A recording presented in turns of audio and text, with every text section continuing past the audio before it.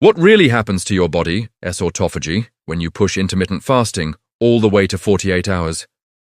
Not just you burn fat or you lose weight, but the deep invisible cleaning program inside your cells that science calls autophagy, where damaged proteins are dismantled, faulty mitochondria are recycled, and weak cells are forced either to adapt or be removed.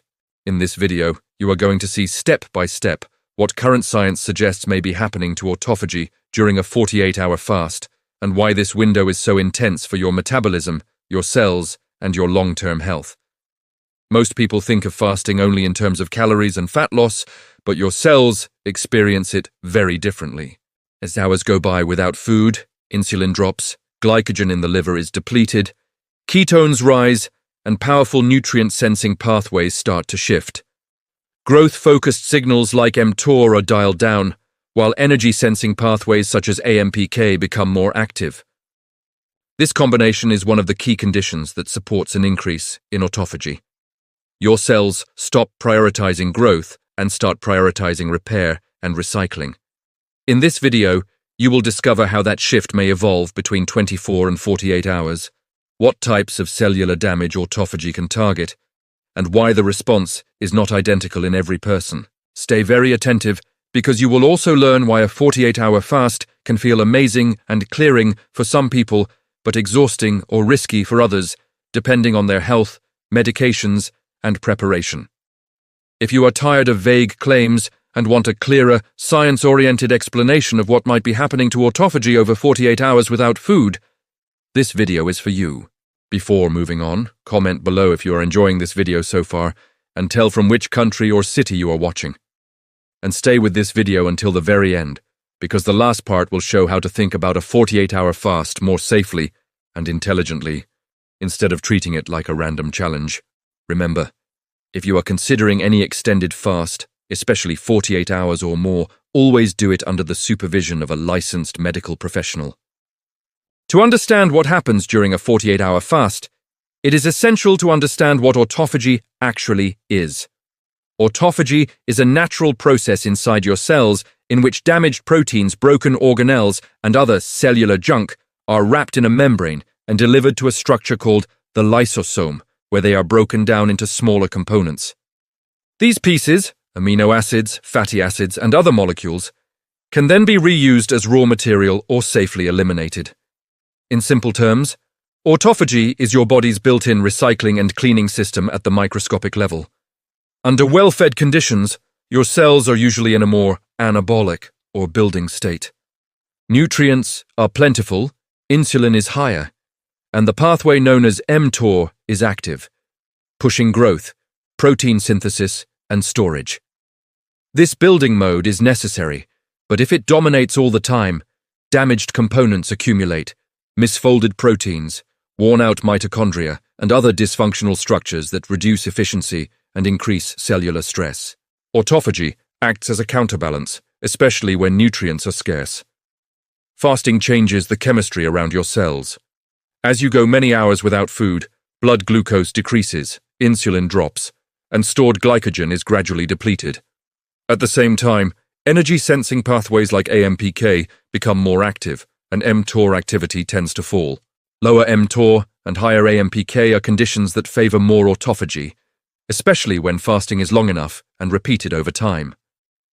This is why extended fasting, and some forms of calorie restriction, are often associated with increased autophagy in animal and cell studies.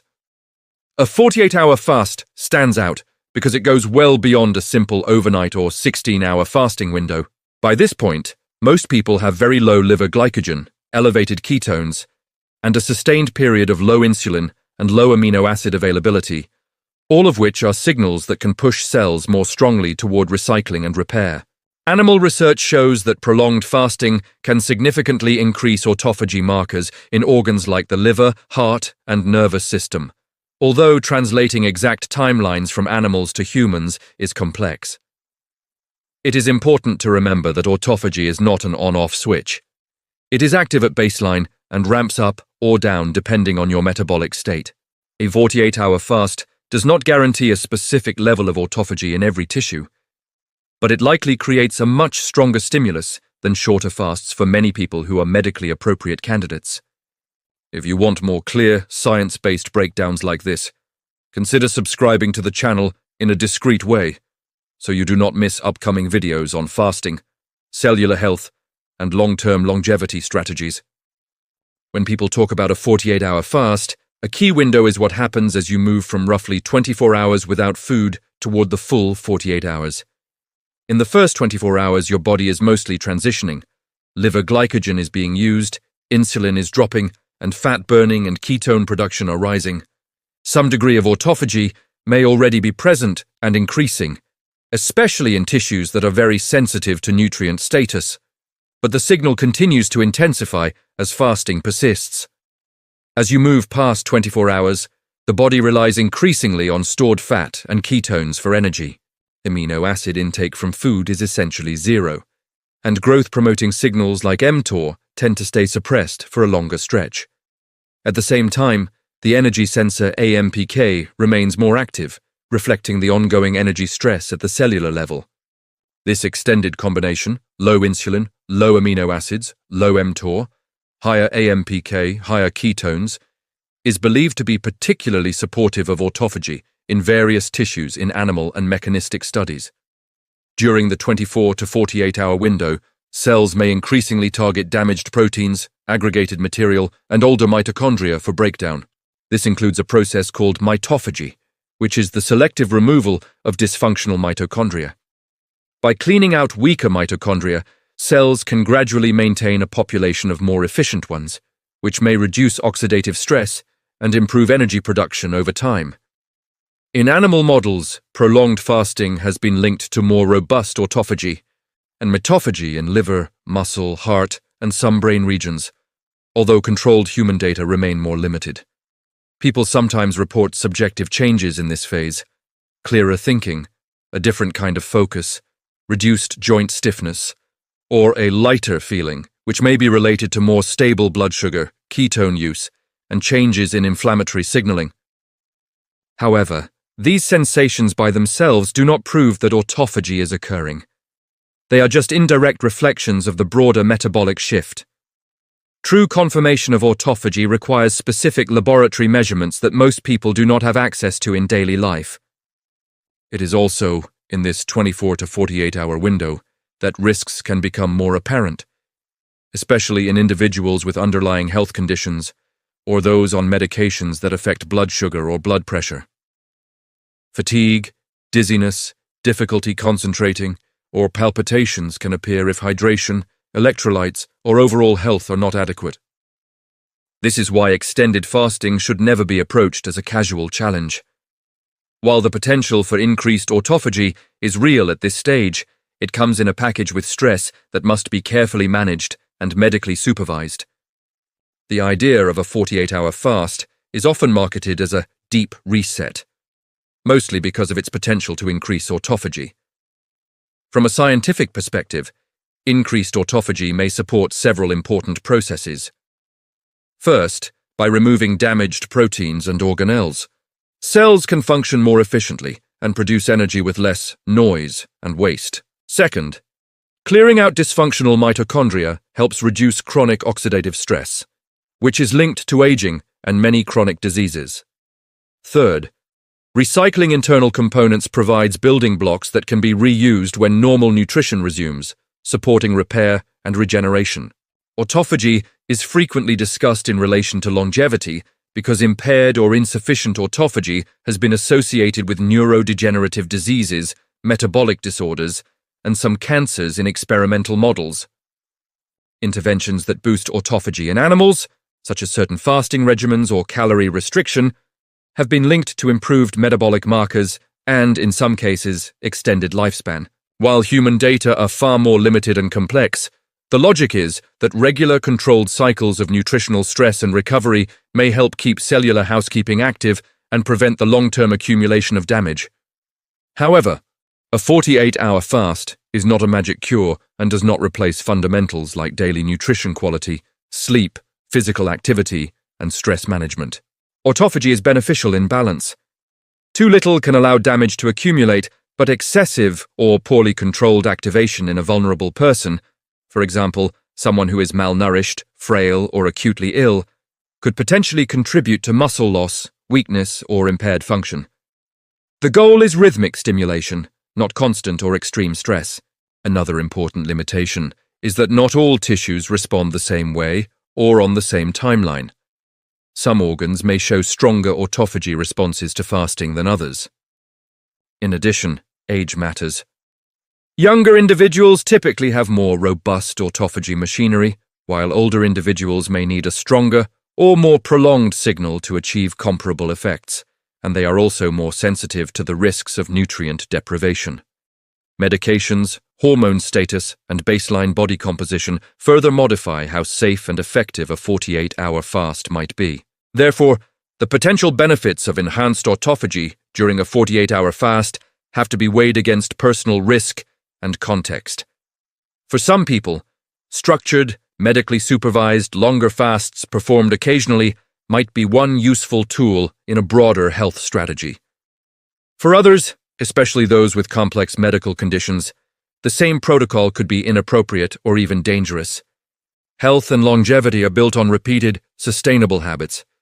Extended fasting is only one possible lever among many. Approaching a 48-hour fast with autophagy in mind requires a safety-first mindset. The first question is not, how do I maximize autophagy, but, is this appropriate for my current health?